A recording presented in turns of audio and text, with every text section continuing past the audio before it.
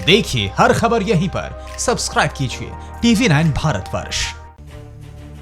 उनकी मां आज भी चूड़ी बेचती है, लेकिन उन्हें इसका कोई मलाल नहीं। उल्टे उनको अपने काम पर गर्व है। तो इसकी वजह है इसी छोटे से काम की बदौलत कमाए पैसों से उनका बेटा IAS बन पाया। 100 सेकंड में देखिए महाराष्ट्र के सोलापुर से आई बेहद मोटिवेट करने वाली ये अद्भुत कहानी।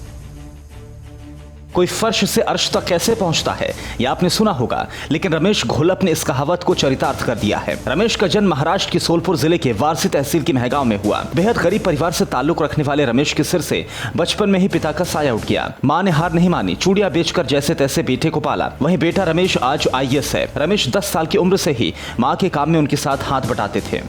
मुझे याद है पिताजी के निधन के बाद जब आपका तो सब लोग बोलते थे कि जिम्मेदारी भी मेरे ऊपर है, तो मेरे उम्र के सभी लड़के मजदूरी के लिए काम करते थे। तो सबका कहना यही था कि मैं भी मजदूरी करूं ताकि घर चले, क्योंकि आपका अकेली मेहनत करती थी। तो उसका कहना था कि मैं पढ़ना सीखूं, लेकिन मैं मेरे दोनों बेटों को पढ़ाऊंगी, उसको नौकरी पर लगाऊंगी। जितनी मेहनत मुझे करनी पड़ेगी वो मैं करूंगी।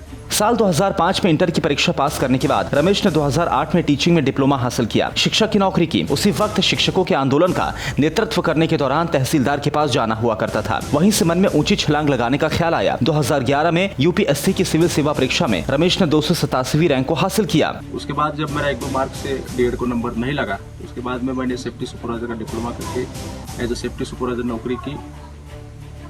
उसे मेरा यही कहना है कि काका के हमको देन है कि वो बोलती है कि कोई भी काम छोटा या बड़ा नहीं होता, तो हर एक काम मेहनत से और लगन से करना चाहिए।